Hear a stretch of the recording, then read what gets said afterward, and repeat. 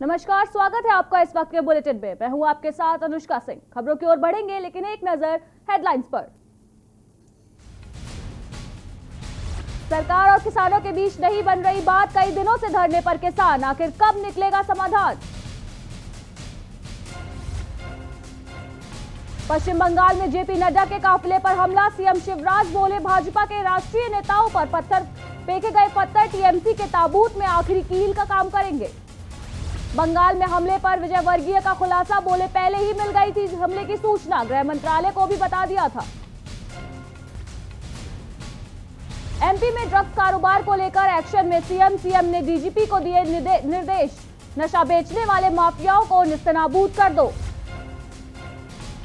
School खोलने की तैयारियां शुरू, संचालकों के अल्टीमेटम के बाद अब 14 दिसंबर से खुल सकते हैं 10वीं और 12वीं के स्कूल। बर्फबारी के बाद समूचे उत्तर भारत में बड़ी ठंड, कोहरे की चादर में लिपटे देश के कई राज्य, गाड़ियों की रफ्तार भी हुई धीमी। आप देख रहे हैं के न्यूज, खबरों का सारथी। प्रदेश में भूमाफिया के खिलाफ कार्रवाई के बाद अब शिवराज सरकार नशे के सौदागरों के खिलाफ कार्यवाही के मूड में आ गई है। प्रदेश में ड्रग माफिया के खिलाफ अभियान चलाने को लेकर मुख्यमंत्री शिवराज सिंह चौहान के निवास पर बैठक की गई, जिसमें सूखे जहर के कारोबार करने वाले माफिया को खत्म करने के संबंध में रणनीति बनी। इस बैठक में मुख्य सचिव इकबाल सिंह बैस, डीजीपी विवेक जौहरी के अलावा अपर मुख्य सचिव गृह राजेश राजौरा मौजूद रहे। इसके अलावा 8 संभागों के आयुक्त, आईजी और 15 जिले के कलेक्टर एसपी को वैसी के माध्यम से बैठक में जुड़े।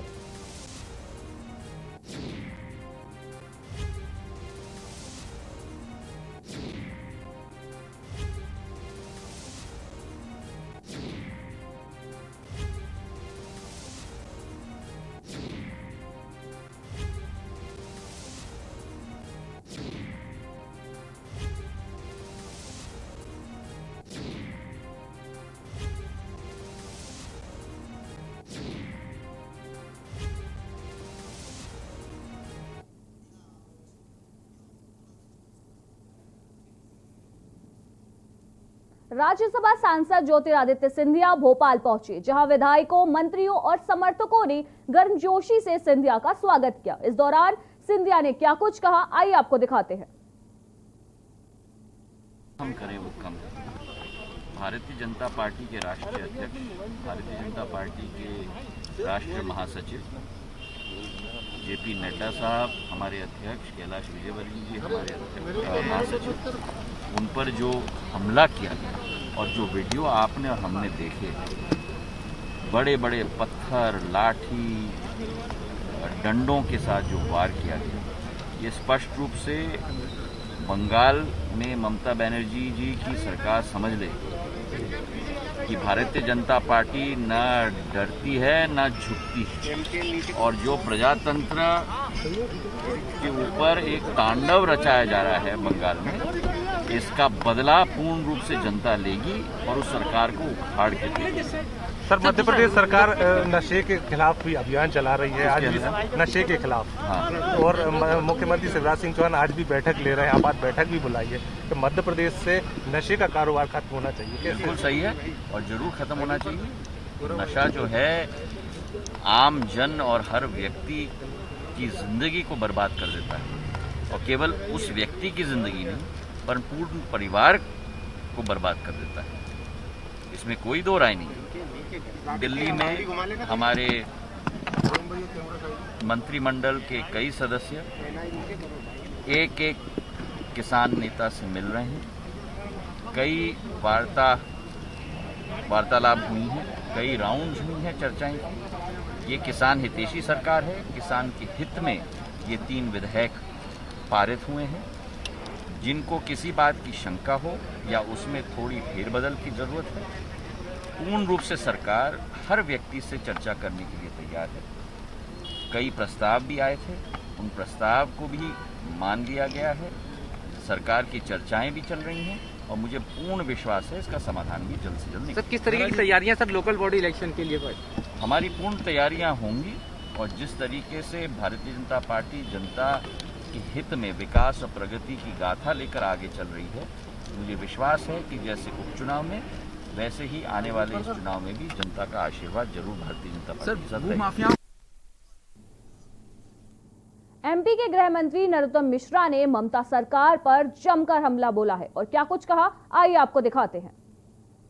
इसमें बात करेंगे। देखिए, बंगाल एक संस्कार धानी भी है, जिस बंगाल ने देश को सुभाष चंद्र बोस, रविंद्रनाथ टैगोर, बंकिम चंद्र चटर्जी, स्वामी परमहंस विवेकानंद जी जैसे लोग दिए। बंगाल ने हमारे आध्यात्मिक क्षेत्र में, साहित्यिक क्षेत्र में, धार्मिक क्षेत्र में प्रतिनिधित्व किया है। आजादी की लड़ाई में भी बंगाल ने बढ़ चढ़ के भाग लिया। उस बंगाल की ये हालत जब जाके देखते हैं, निर्ममता दीदी के द्वारा की गई है, मन को पीड़ा होती है। एक वो बंगाल जो देश को रोजगार देता था उद्योग के क्षेत्र में, टाटा से लेके दूसरे उद्योग वहां बंद हो रहे हैं, बेरोजगारी का आलम है। प्रवासी मजदूरों में सबसे ज्यादा पश्चिम बंगाल के लौटे, हमने भी मध्य प्रदेश से उनका सफर तय कराया। ये बंगाल की हालत ऐसी कैसे हो गई कि वहां बेरोजगारी का और गरीब का ऐसा आलम है। और इसलिए हम पूरे देश के अंदर जितने बंगाली हैं, खासकर मध्य प्रदेश में, जब रिफ्यूजी वाला मामला आया था तो हमने मध्य प्रदेश ने बंगाल को बड़ी संख्या में एकोमोडेट किया था। मध्य प्रदेश के लोगों के हृदय में आके बसे थे। भोपाल में भी वो काफी बड़ी संख्या है, मैं उनसे भी बात करूंगा। मैं हमारे जो सदी के अभिनेता हैं माननीय अमिताभ बच्चन जी, उनकी सास से भी निवेदन करूंगा कि वो बंगाल के बंगालियों से इस कुशासन के खिलाफ, इस भ्रष्ट सरकार के जो निर्ममता दीदी की उसे उखाड़ने की अपील करें। वो मैं उनसे कोशिश करूंगा, अगर वो स्वस्थ होंगी तो उनसे भेंट करने की भी कोशिश करूंगा कि वो अपील करें पूरे बंगालियों से कि हमारा बंगाल पुनः शांत हो, हमारा बंगाल पुनः समृद्ध हो, हमारा बंगाल फिर एक बार साहित्यिक धार्मिक क्षेत्र में दिशा दे। पहले तो मैं कल के हमले की माननीय राष्ट्रीय अध्यक्ष, राष्ट्रीय महासचिव नड्डा जी और विजयवर्गीय पे हमले की निंदा कर रहा हूँ, और इससे भी ज्यादा निंदा मैं ममता जी के उस बयान की करता हूं जो निर्ममता के रूप में है। ये जो निर्ममतापूर्ण कार्रवाई है, हम लोगों को वो बाहर का गुंडा बता रही है जो इस देश के नागरिक हैं, और जो पाकिस्तान और बांग्लादेश से घुसपैठिए आ रहे हैं उनको वो अपना बता रही है। ये निर्ममता की कहानी है। अभी पिछले लोकसभा चुनाव में बांग्लादेश के चुनाव प्रचारक उनने फिल्म स्टार बुलवाए, वो अंदर के थे। हम भारत के नागरिक प्रचार करने जा रहे हैं तो बाहर के गुंडे हो गए। हमारे जीवन का एक राजनीतिक इतिहास है। हम राजनीति के अंदर एक छोटे से कार्यकर्ता के रूप में बरसों से काम कर रहे हैं, तो वो गुंडे हो गए, घुसपैठिए उनके हो गए। पूरे के पूरे बंगाल के अंदर भय का वातावरण माफियाओं के माध्यम से निर्ममता दीदी ने बना के रखा है। ममता जी की प्राण उन माफियाओं में बसते हैं, माफियाओं के प्राण वहां के प्रशासन, पुलिस में बसते हैं। और इसलिए मैं प्रशासन और पुलिस के लोगों को भी आगाह करना चाहता हूं कि दुनिया की कोई ताकत अब बंगाल में ममता की सरकार को नहीं बचा सकती। जनता ने मन बना लिया है, उसे हटाने का उनका जाना तय है। और इसलिए अधिकारी, कर्मचारी, पुलिस के लोग तृणमूल के कार्यकर्ता बन के कार्य न करें, नहीं बहुत दिक्कत आएगी बाद में। ऊर्जा मंत्री प्रद्युम्न सिंह तोमर ने बिजली की दरों में वृद्धि करने के संकेत दिए हैं। मंत्री तोमर से जब बिजली दरों में वृद्धि को लेकर सवाल पूछा गया तो उन्होंने जवाब देते हुए कहा कि बिजली की दरों में वृद्धि करने का अधिकार नियामक आयोग को है, और इस तरह एक प्रस्ताव पिछले साल का है जिस पर चर्चा की जा रही है, और नियामक आयोग को जो भी निर्णय लेगा शासन द्वारा उसको क्रियान्वयन किया जाएगा।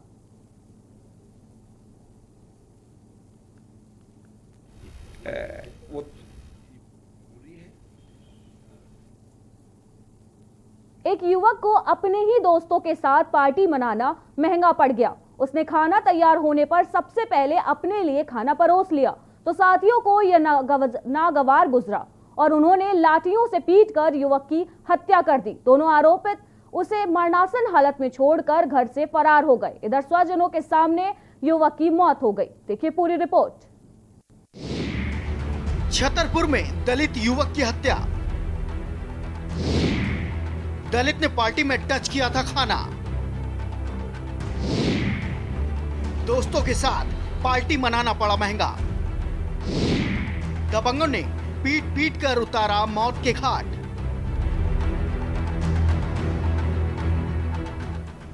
सरकारी दावों के बावजूद दलितों पर अत्याचार के मामले कम नहीं हो रहे हैं। एमपी के छतरपुर में एक दलित की हत्या सिर्फ इसलिए कर दी गई कि उसने पार्टी में खाने को टच कर दिया था। घटना बुंदेलखंड इलाके की है, जहां एक 25 वर्षीय दलित युवक को दो ऊंची जाति के युवक ने पीट पीट कर हत्या कर दी, क्योंकि उसने खाने को छू लिया था। मृतक देवराज अनुरागी को आरोपी भूरा सोनी और संतोष पाल ने बुलाया था। दोनों ने पार्टी के बाद छतरपुर के किशनपुर गांव में देवराज को साफ सफाई के लिए बुलाया था। यह गांव राजधानी भोपाल से 450 किलोमीटर दूर है, साथ ही उत्तर प्रदेश की सीमा से सटा हुआ है। देवराज। अच्छा, कैसी हुई है घटना ये? यहाँ से ले गए रोटी खाते हैं। संतोष पाल खिलावन गलरिया का लड़का पकड़ के ले गया है यहाँ से। अच्छा। भूरा सोनी का भाई एक रहा है, दादा का लड़का है वो, उसका नाम मालूम नहीं है मेरे को। अच्छा। बाहर रहता है। अच्छा। अब भूरा भी रहा है। अच्छा। सब भी रहा है। हाँ। अब वहाँ यहाँ से पकड़ के ले गए हैं नारी का नहीं, वहाँ जंगल में। अच्छा। वहाँ चाहे जो कुछ किया है, मारा है उसको, बहुत भी मारा है। अच्छा। वहाँ घटना हो गई है, यहाँ लिहाज नामाज। बताया जा रहा है कि दोनों आरोपी शराब के नशे में धुत थे। घटना के बाद भूरा सोनी और संतोष पाल फरार है। दोनों के खिलाफ हत्या और SC/ST एक्ट के तहत केस दर्ज किया गया है। किशनपुरा गांव है गौरीहार में, तो एक देवराज अनुरागी मानसिक रूप से थोड़ा विक्षिप्त उनको बताया गया है। तो उनके घर पे दो लोग आए, एक सोनी और एक पाल उसी के गांव के हैं, और उन्होंने उसको शाम में खेत पर खाना पीना करने के लिए बुलाया और 2 घंटे बाद वापस घर पे छोड़ दिया। घर पे उसने अनुरागी ने बताया कि उसके साथ मारपीट की गई, क्योंकि उसने उनका खाना टच किया था और मारपीट की गई है। और उसके बॉडी पे, पीठ पे डंडे से मार के निशान भी थे। थोड़ी देर बाद उसकी मृत्यु हो गई। 302 का मुकदमा तत्काल पंजीबद्ध किया गया है और जो 2 आरोपी हैं उनके तलाश में पुलिस लगी है। छतरपुर से के न्यूज के लिए सतीश रजक की रिपोर्ट।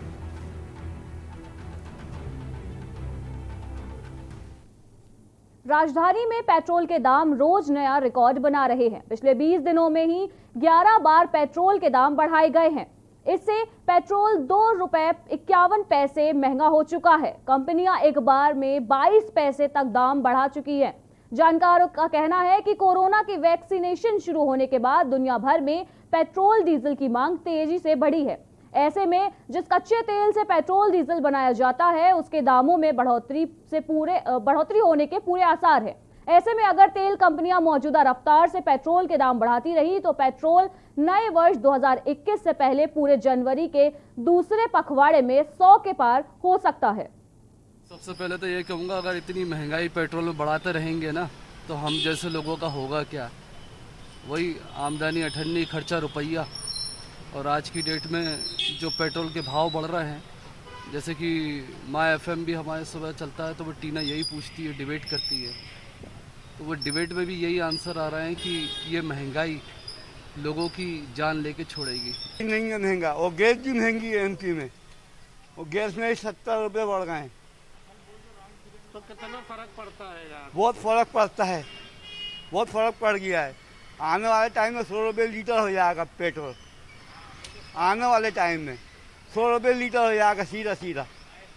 नए साल में 100 रुपये ही हो जाएगा। लगी हालत दिख ही रहे हैं, वो लग ही रहे हैं ऐसे बढ़ने के लिए, और कम नहीं होगा, बढ़ी हुआ है। सही बात है ना, लॉकडाउन के बाद कितना महंगाई कितनी बढ़ गई है। आम जनता कितना महंगा पेट्रोल कैसे खरीदेगी? बस का किराया भी बढ़ गया है, लोग सफ़र करने में परेशान होते हैं। जिनके पास खुद की बाइक है उनसे पूछिए कि पेट्रोल का क्या दाम है। पेट्रोल का जैसा कीमत चल रहा है आसमान पे चढ़ा जा रहा है।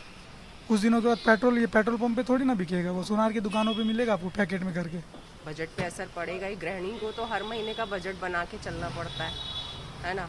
अभी महीने के 20,000 खर्च होते थे, अब 30 होंगे। कुछ दिनों में पेट्रोल 100 क्रॉस कर जाएगा, जिस हिसाब से पेट्रोल चल रहा है। चल ही रहा है और उसके खिलाफ अभियान होना चाहिए, पेट्रोल के खिलाफ। तो डीजल में जो भी है पेट्रोल इतना महंगा हो चुका है, पहले कितने का सस्ता मिलता था, अब इतना महंगा हो चुका है। अब परेशानी इतनी चल रही है हमारी, अब क्या कर सकते हैं हम लोग। कितना फर्क पड़ता है बजट?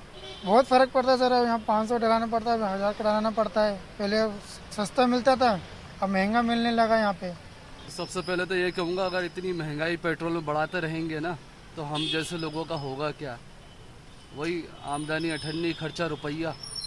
और आज की डेट में जो पेट्रोल के भाव बढ़ रहे हैं, जैसे कि माय एफएम भी हमारे सुबह चलता है, तो वो टीना यही पूछती है, डिबेट करती है, तो वो डिबेट में भी यही आंसर आ रहा है कि ये महंगाई लोगों की जान लेके छोड़ेगी। नहीं है महंगा, और गैस भी महंगी है एमपी में, और गैस में 70 रुपये बढ़ गए हैं। तो कितना फर्क पड़ता है यार? बहुत फ़र्क पड़ता है, बहुत फ़र्क पड़ गया है। आने वाले टाइम में 100 रुपये लीटर हो जाएगा पेट्रोल। आने वाले टाइम में 100 रुपये लीटर हो जाएगा सीधा।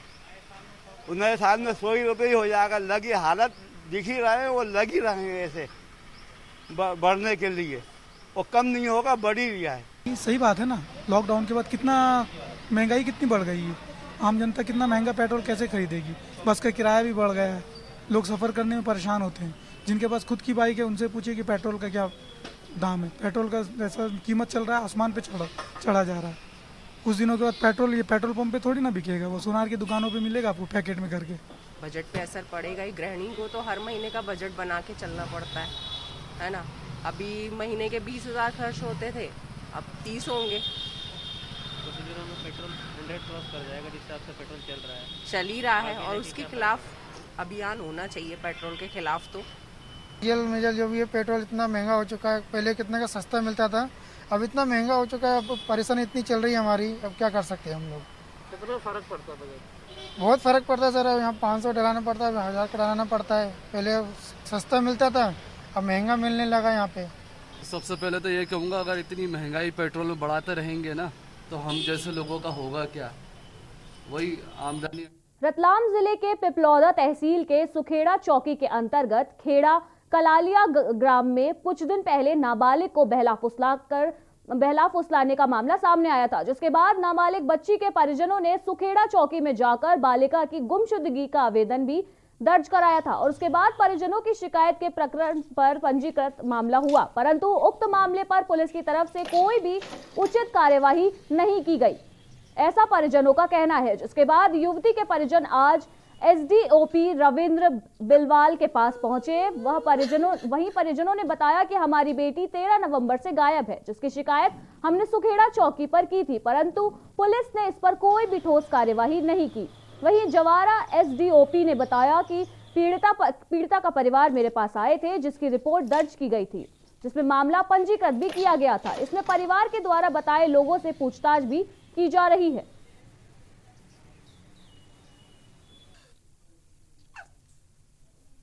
सिगरौली जिले में स्थापित हो रही निजी कंपनियों में विस्थापितों की समस्याओं की सुनवाई करने के लिए कलेक्ट्रेट के द्वारा लगातार चिन्हित अलग अलग जगहों पर जन सुनवाई शिविर आयोजित किया जा रहा है, जिसमें जिला मुख्यालय के समीप सामुदायिक भवन बैठक में कोरोना गाइडलाइंस का पालन करते हुए जन सुनवाई का आयोजन किया गया, जहां जिले में स्थापित हो रही Andhra Pradesh mining development company के अधिग्रहण में विस्थापित हो रहे 352 ग्रामीण लोगों ने कलेक्टर को अपनी समस्याएं सुनाई। वहीं लोगों ने कंपनी के ऊपर आरोप लगाते हुए कहा कि कंपनी नियमानुसार मुआवजा वितरित नहीं कर रही है और ना ही सही ढंग से परिसंपत्तियों का मूल्यांकन किया जा रहा है। हम सब लोग काफी समय से परेशान हैं। इतना ही नहीं, हम लोगों ने इस समस्याओं को लेकर 6 वर्ष लगातार जन सुनवाई शिविर में इसकी शिकायत दर्ज कराई, लेकिन शिकायत कचरे के डब्बे में डाल दी जाती है और पूरा कोरम इसकी जिम्मेदारी लेता है।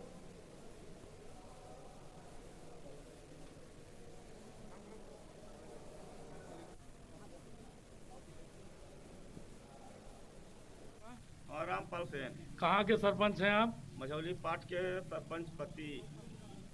अच्छा अच्छा, कहाँ ये जन सुनवाई चल रही है पीएमडीसी प्रभावित क्षेत्र की, क्या मामला है बताइए? ये यहाँ अटल क्या सामुदायिक भवन में है। हम लोग को कोई पता नहीं था कि यहाँ सुनवाई है कि नहीं है, न गांव में कोई प्रचार प्रसार किया गया है ना। हम लोग तो सुन के चले आए हैं, है ना। समस्या तो बहुत है वहाँ के लिए, मतलब वहाँ के मूल निवासियों का कम से कम 10% लोग छूटे हैं, जिनके कभी भू अर्जन हुआ है और रिहेबिलिटेशन रिसेटलमेंट उनका हुआ था या वर्तमान में चल रहा है, उन सभी के जितने भी विस्थापित अगर उनकी कुछ समस्याएं हैं तो उनके लिए एक विशेष शिविर का आयोजन हम कर रहे हैं, जिसमें कि किस किस तरीके की समस्याएं उनको आ रही हैं, उनका वो अपना समक्ष में बता सकते हैं और उनके जो आवेदन उनको हम प्रॉपर तरीके से दर्ज करके और उनका निराकरण करने के लिए हम प्रयास कर रहे हैं। इंडियन मेडिकल एसोसिएशन के आह्वान पर आज शाम 6 बजे तक देश भर के डॉक्टर हड़ताल पर जा रहे हैं। आज सभी प्राइवेट अस्पतालों में ओपीडी भी बंद रहेंगे। आईएमए ने एक संकेत दिया है कि आने वाले हफ्तों में आंदोलन तेज हो सकता है। ये हड़ताल पोस्ट ग्रेजुएट आयुर्वेदिक डॉक्टरों को सर्जरी की मंजूरी देने के सरकार के खिलाफ बुलाई गई है। नेशनल शिक्षण पॉलिसी 2020 में भी सभी नीति आयोग की 4 मेडिकल संबंधित कमेटियों ने मेडिकल शिक्षा से संबंधित सभी पैथी को मिलाने का प्रयास हो रहा है। CCIM एक पीजी आयुर्वेदिक मॉडर्न सर्जरी की डिग्री की जा रही है। इन्हें लेकर 200 प्रकार के ऑपरेशन की अनुमति होगी। यह जानकारी IMA अध्यक्ष डॉक्टर सतीश जोशी एवं सचिव डॉक्टर साधना सोडानी ने एक संयुक्त विज्ञप्ति में दी।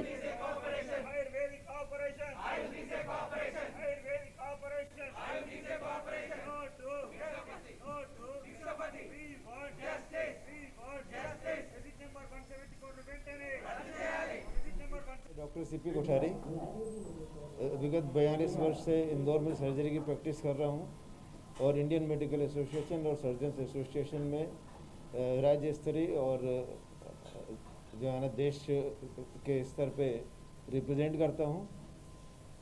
अभी रोजाना हमारे प्रधानमंत्री ये बोलते हैं कि हम जो नई नीति बनाएंगे वो देश के नागरिकों के हित में होगी, पर ये जो नीति बन रही है देश के लिए, ये देश के नागरिकों के हित में नहीं है। चूँकि हम देश के नागरिकों के स्वास्थ्य के प्रति उत्तरदायी हैं। इस इंडियन मेडिकल एसोसिएशन राष्ट्रीय शाखा प्रदेश शाखा के निर्देशानुसार इंदौर शहर में भी सभी OPD सुविधाएं बंद रहेंगी। इमरजेंसी और कोविड से संबंधित सभी कार्य होते रहेंगे। यह एक सांकेतिक है, एक चेतावनी हड़ताल है और जिसके माध्यम से सरकार का ध्यान उनकी तरफ आकर्षित करना चाहते हैं। जो आयुष मंत्रालय और CCIM ने जो ऑर्डर निकाला है जिसके द्वारा आयुर्वेदिक चिकित्सकों को 2 साल के कोर्स के बाद कुछ 58 सर्जरी, जिसमें हड्डियों की सर्जरी, आँखों की सर्जरी, दांत, कान, नाक, गले की सर्जरियों की मान्यता दी है। विदिशा के लटेरी में एक हादसे के दौरान 6 लोग घायल हो गए। हादसे में एक ऑटो, मोटरसाइकिल व 2 गुमटी क्षतिग्रस्त हो गई। घटना लटेरी की है, जहां डंपर चालक की लापरवाही सामने आई है। वहीं घायलों को लटेरी स्वास्थ्य केंद्र में भर्ती कराया गया है, जिसके बाद उन्हें जिला अस्पताल रेफर कर दिया गया। वहीं इससे पहले मुसवान में पानी के टैंकर ने दूल्हा दुल्हन की कार को टक्कर मार दी थी, जिसमें 5 लोग घायल हो गए थे। बहरहाल पुलिस मामले की जांच कर रही है, साथ ही टैंकर को भी कब्जे में ले लिया गया है।